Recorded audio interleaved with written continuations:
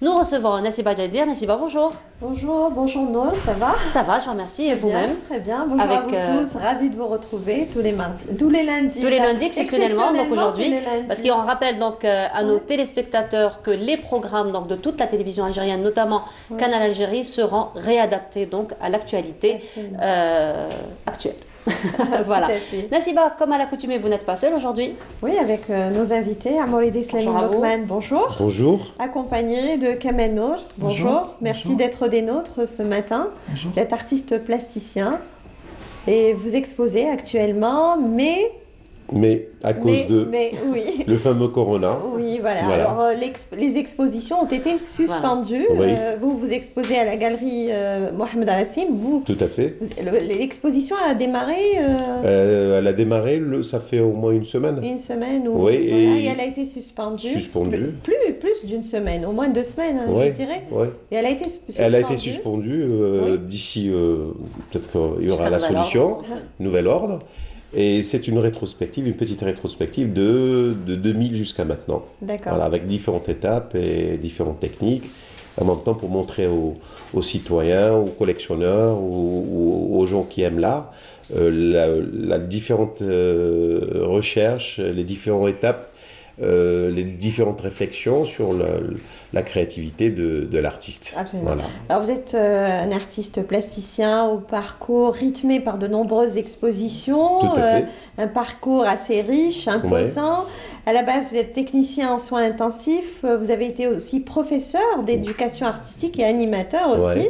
Vous avez un long parcours, de nombreuses expositions collectives, personnelles, vous avez aussi bien en Algérie qu'à l'étranger. Tout à fait. Et vous avez eu aussi à participer à de nombreux salons nationaux dans différentes régions. Sur tout le territoire national. D'Algérie. Vous avez aussi été, disons, à l'initiative. En Chine, avant le Corona. Oui, avant le Corona. J'ai représenté l'Algérie. Absolument. C'était il y a 1 an ou 2? Non, c'est mois d'août dernier. J'ai été sélectionné parmi entre guillemets, les grands artistes du monde arabe. Et on avait travaillé pendant 20 jours. Les 10 premiers jours, c'était un peu le matraquage de la culture chinoise, qui était très, très intéressant. On a fait 4 grandes villes, Hong Kong, Shenzhen et d'autres villes que j'arrive pas à prononcer leur nom. Et c'était très intéressant. Et en contrepartie, on avait fait des ateliers de créativité avec une très très belle exposition très contemporaine. Absolument. Et j'ai représenté l'Algérie. D'accord. Et là, récemment, j'ai fait une petite rétrospective pour en même temps montrer les différentes étapes. Et en même temps, j'ai 2 grandes expositions, elles sont prêtes. J'attends de trouver un peu le sponsor et les temps que les choses calment. Et il y aura de l'espoir, Inch'Allah, avec un traitement d'ici, j'espère vite. Et là, ça va être sur le monde du théâtre et en même temps le monde des Touaregs. C'est en fait deux sujets. Pour le traitement, il y a beaucoup, j'ai envie de dire, il y a beaucoup de laboratoires qui se sont déjà mis à trouver le traitement. Il y a quand même quelques cas positifs de ce traitement. Il faut positiver. Voilà, Inch'Allah, ça va se propager. Voilà. Alors, avant qu'on ne puisse voir les œuvres en images, puisque vous avez ramené quelques images avec vous de votre exposition, peut-être un petit mot de la part de Kamel Nour pour parler un petit peu de son parcours. Ma première rencontre avec vous s'est faite à l'hôtel Sofitel. Tout à fait, oui. C'était il y a quelques mois de cela. Vous avez exposé, donc une belle exposition. Vous êtes artiste plasticien, vous exposez actuellement, enfin, à Holiday Inn, mais l'exposition a été suspendue, puisque tous les espaces galeries ont interrompu leurs activités. Pour la bonne cause. Voilà, pour la bonne cause, absolument. Donc, l'heure est au confinement. Et là, vous avez exposé, donc la thématique, c'était le 8 mars. Vous êtes aussi psychologue de formation. Oui, et vous travaillez dans un hôtel. Oui, je travaille un peu partout, donc... Je fais de la peinture chez moi et je travaille dans l'hôtellerie. Oui. Donc, en même temps, j'expose ailleurs, dans différents hôtels. D'accord. Donc, Et la peinture, c'est une passion qui vous habite depuis votre jeune âge. Vous avez même fait un passage à l'École supérieure des beaux-arts d'Alger, mais vous n'avez pas terminé vos études pour des raisons personnelles. Oui, tout à fait. J'ai fait un bref passage à l'École des beaux-arts, 1 année, 2 ans. Je suis passé en deuxième année. Après, par la suite, je me suis orienté vers un autre cursus. D'accord, la psychologie. La psychologie, parce que j'aimais toujours... Psychologue de formation. Oui, j'aimais beaucoup la psychologie. Et par la suite, j'ai fait les études en cours de soir de psychologie. Et la journée, je travaillais, en même temps, je faisais de la peinture. D'accord. Donc, en tout cas, j'ai bon souvenir de cette exposition d'il y a 2 mois. La thématique, c'était l'Algérie dans ses ambiances et traditions. L'Algérie se raconte, oui. Et sa lumière. Et en fait, cette fois-ci, c'est consacré à la femme. On reviendra dans un petit moment sur vos œuvres. Les images que vous nous avez ramenées ce matin, on pourra les voir tout à l'heure, voir l'expo en images en fait. Dire que le virtuel, on peut faire beaucoup de choses. La technologie peut quand même beaucoup aider en ces circonstances. Même si les galeries étaient fermées, on n'a pas pu réaliser de reportage, mais on a quand même des images. Je reviens vers vous, Dokman, sur cette mini-rétrospective, parce que si c'était une rétrospective au sens propre du mot, je pense qu'il aurait fallu peut-être un étage ou 2 étages du musée, peut-être d'Al-Hamma ou un autre musée, pour pouvoir exposer vos œuvres d'art. On sait que vous êtes un artiste très prolifique, il y a eu des thématiques, et beaucoup de thématiques. Tout à fait. Voilà. Donc on va demander à Amina notre script. Voilà, déjà, donc nous avons la première image. Voilà, ça c'est un travail sur l'architecture à Alger. La nouvelle architecture qui est un peu, surtout des années noires, où des fois on trouve il n'y a pas une harmonie, mais des fois, même quand il n'y a pas l'harmonie, il y a de l'harmonie. Et c'est ce réflexe entre tissus, entre des vêtements accrochés, entre des murs comme ça, je me suis inspiré de ça, voilà. C'était une période, ça date de 2004, 2005, quelque chose comme ça. En fait, il y a différentes périodes. Dans votre exposition, on va les voir, on va peut-être pas tout voir, mais au moins quelques images. On va essayer de voir aussi une autre image, vous allez commenter aussi. Ça, c'est la période de métamorphose. C'est avec ça que je suis rentré au 2e musée d'art contemporain à Cologne. C'est à base de récupération de cravates où j'avais... les fameuses cravates. Voilà. J'avais acheté 1637 cravates et décomposées, harmonisées, cousues sur de la toile, et à partir de là, j'ai peint dessus et ça a donné toute une symphonie de couleurs et de réflexion. Une belle symphonie. En fait, vous répondez à ma question parce que depuis le temps, je dis, Dokman, c'est celui qui a fait les cravates. On me dit non. J'aurais dû vous poser à vous, la question finalement. J'ai pas pris la bonne référence pour poser la question. J'ai pas fait des cravates, j'ai utilisé des cravates comme support de travail. Voilà, parce que ça m'avait vraiment beaucoup marqué. Je disais, mais c'est lui. On me dit non. C'est comme le din. Non, le din, c'était plutôt Chagrin qui avait utilisé le din comme support de travail. En fait, un artiste contemporain, vous êtes d'accord avec moi, comme un autre, travaille sur différents supports. Tout à fait. Et il laisse parler son imaginaire. C'est un moyen d'expression. Au lieu que ce soit la toile plate ou du papier plat, on utilise une texture, ça donne une autre dimension, une autre force au fait. Parce que sinon, on revient vers la Renaissance, c'est plat, c'est un autre monde. Donc la peinture, la réflexion artistique et plastique, elle a évolué avec le temps. Et là, maintenant, les dernières années, c'est en utilisant le virtuel aussi, qui a les médias, l'image, les compositions de photos. Et ça, c'est avec ça que j'ai participé au Centre culturel algérien à Paris. C'était des très grandes toiles qui font 2 mètres sur 3 mètres. Elles n'ont jamais été exposées sur Alger, elles sont en France. Et elles sont restées là-bas.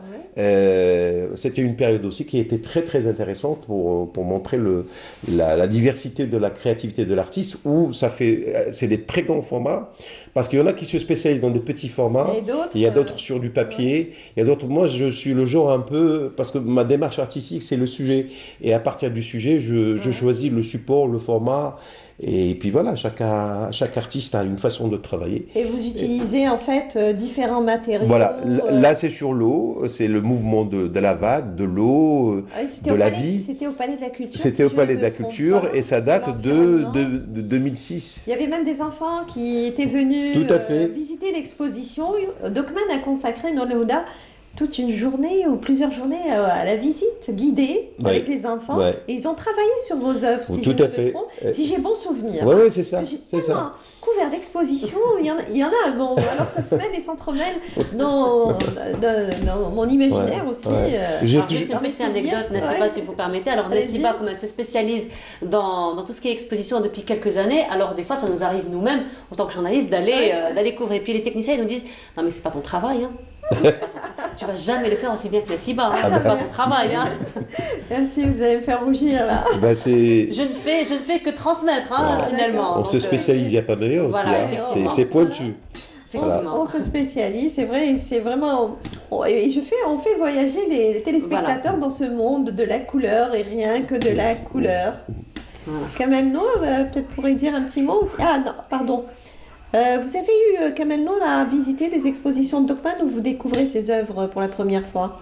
J'ai eu la chance de connaître ses œuvres. Et puis ça m'a beaucoup plu. Et sans le connaître, monsieur Dokman. Vous avez fait connaissance ce matin? Oui. Je le connais de nom. Donc Bonjour d'Algérie, c'est un espace d'échange et de partage. Et surtout, Nassiba, il faut dire, en ces temps difficiles que nous passons, nous permettons aux téléspectateurs de visiter finalement virtuellement l'exposition qui est en train de se faire en ce moment. Là, on était en train de voir une de vos œuvres et j'ai interrompu. Si vous voulez, on peut la revoir. On peut la revoir, donc on va demander à Amina de la... On va demander à Amina. Là, c'est une autre œuvre. C'est pareil, c'est la série de très grandes œuvres.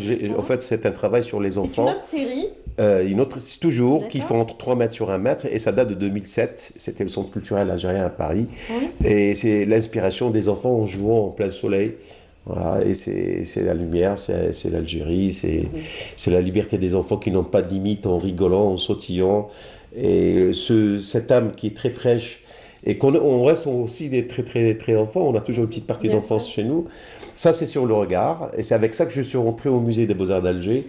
C'est l'œil, les yeux, le visage qui parle. J'ai travaillé beaucoup sur les visages aussi. Et voilà. En fait, il y a eu beaucoup de thèmes, des thématiques à chaque fois. Chaque fois, c'est un sujet qui vient comme ça à travers une rencontre. Là, par exemple, la prochaine exposition sur le monde des Amazirs, j'ai démarré chez les Touaregs. Et j'ai des amis qui ils m'ont demandé de faire un travail sur les Touaregs. Pour faire un travail au centre culturel, enfin l'espace, la maison de culture de la Bia et Taman Rasset. C'est un projet que je prépare. Ça, c'était avec Jahida, que je la salue. Jahida Ouadef, on salue et qu'on adore. Jahida Ouadef aussi, artiste. C'est en duo. C'est une œuvre qui est faite par 2 artistes qu'on appelait Je te peins, tu m'étreins, je t'étreins, tu me peins.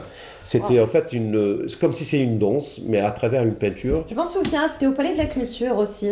C'était au Théâtre de Verdure. Ah, au Théâtre de Verdure, en 2006 ou 2007. Mais il me semble que vous avez exposé en duo aussi au Palais de la Culture il y a quelques années. C'était en groupe. C'était en groupe, voilà, c'était en groupe. Ça, c'était une période aussi la période, c'était sur le Saint-Valentin. J'étais très étonné parce qu'on est une société très pratiquante, très sévère, mais en même temps, il y a une jeunesse qui est très fraîche, qui suit l'attendant de Saint-Valentin. Et j'ai travaillé sur le couple, le regard, l'amour entre 2 personnes. Et puis un artiste très prolifique reste aussi toujours attentif à tout ce qui l'entoure. Hein. Voilà, il s'inspire un petit peu de tout ce qui se passe dans la société. Tout à fait. En fait. Alors, on va marquer une petite pause par rapport à vos œuvres d'art. Peut-être que si on a du temps, on reviendra sur vos œuvres d'art. On va passer à Kamel Nour aussi. On va peut-être découvrir ses œuvres d'art. En fait, vous avez exposé la toute dernière exposition qui a été interrompue, suspendue pour un temps. Vous avez consacré cette exposition à la femme. Oui. Est-ce que vous pouvez nous en dire un petit mot, Kamel Nour? Oui, justement, 12 œuvres ou une quinzaine d'œuvres dans l'espace de l'hôtel Holiday Inn. Des portraits de femmes. Des portraits de femmes. Et justement, l'occasion m'est présentée pour le 8 mars et je me suis dit pourquoi pas la thématique de la femme. D'accord. La femme, oui, parce que c'était un joli thème. Et c'est différentes nationalités. Là, on voit un portrait de femme. C'était... De différentes nationalités. Oui. C'est pas spécialement des femmes connues, mais surtout, je me suis focalisée sur la culture, sur le pays, la différence de... Oui. Alors là, c'est bien de chez nous. Hein. Ça, c'est berbère, de chez nous. Voilà. Et très beau portrait de femme avec ses bijoux, tout son costume traditionnel. C'était le but, voilà. Oui. C'était de représenter la culture algérienne, les bijoux, l'habit traditionnel aussi surtout. Et là, c'est une qada dans un patio des femmes voilées. Ça, c'est le qada des femmes de la Kasbah. Oui. Et donc les femmes de la Kasbah, la femme berbère, la femme chaoui, la femme asiatique, la femme européenne. On va les voir défiler dans un petit moment. On va demander à Amina de nous faire défiler de nous faire découvrir d'autres portraits de femmes aussi. Hein. Vous avez peint, donc c'est de la peinture. Vous avez utilisé essentiellement. Donc moi j'utilise peinture à l'huile, acrylique. Oui, spécialement une technique mixte, c'est-à-dire acrylique et l'huile. J'utilise aussi un peu une certaine plasticité. Donc j'utilise Ok. Là, on voit aussi un autre portrait. C'est une femme turque. Oui. Avec les bijoux, avec l'habit traditionnel turc. D'accord. Là, vous êtes vraiment dans le figuratif. Hein. Le figuratif. Le regard que vous portez sur son travail. J'aime beaucoup. C'est du réalisme. J'adore. D'accord. Voilà. Ok.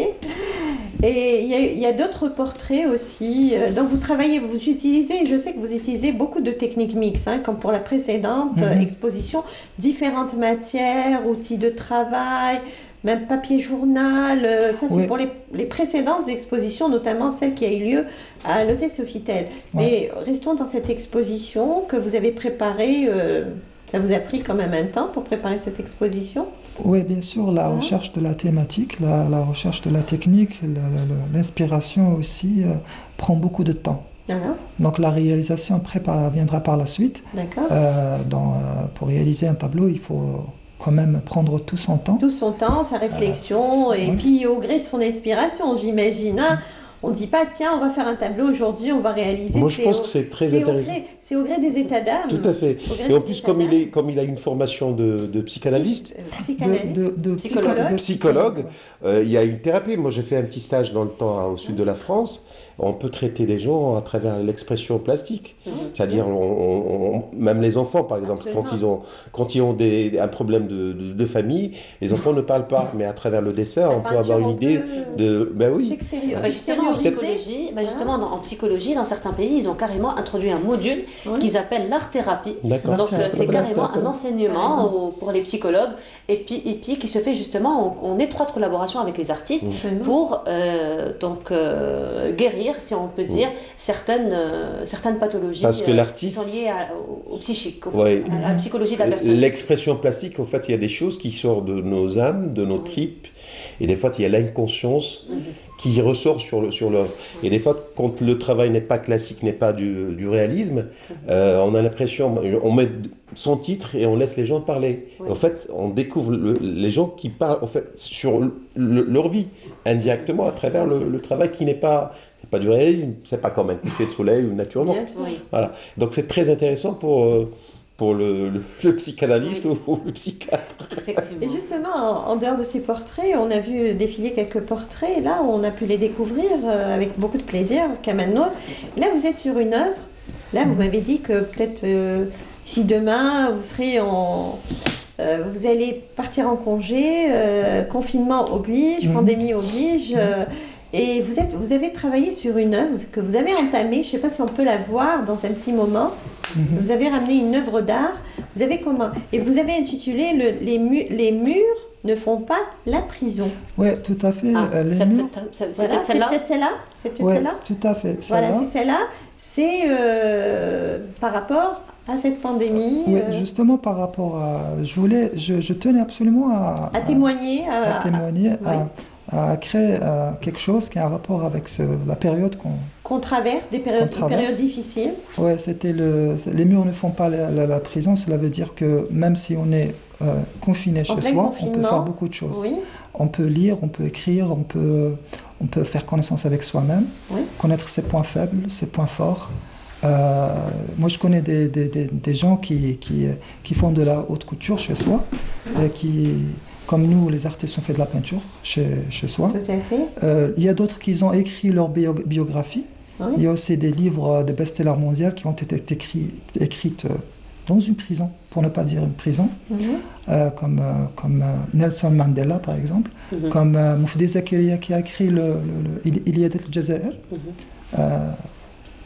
comme beaucoup d'autres artistes, des œuvres extraordinaires qui ont été réalisées en confinement. D'accord. Et donc cette œuvre, vous avez commencé, même si vous n'êtes pas en confinement total, puisque vous continuez à travailler, mais je pense qu'à partir de demain ou après-demain, vous m'avez dit en coulisses que vous alliez prendre vous avez un reliquat de congé, donc vous allez prendre votre congé et rester à la maison, ne pas bouger. Et nous les artistes, par nature, on travaille, donc on est solitaire.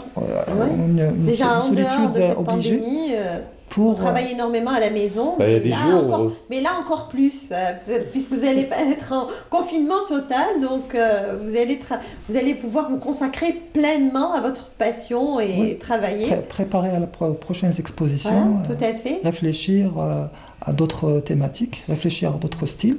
Déjà, vous êtes passé du là c'est semi-figuratif un petit peu. Je suis passé du figuratif au semi-figuratif, semi-abstrait, un peu du naïf aussi. Oui, absolument. Donc là c'est vraiment un changement de style. Oui, j'ai traversé quand même une période où j'ai fait une connaissance avec moi-même, réfléchir, et j'ai fait beaucoup de recherches là-dessus, qui m'a pris des années et des années pour avoir un style particulièrement propre à moi. Oui. Donc, à travers ce style, j'exprime ce que je n'ai pas pu exprimer avec le style figuratif.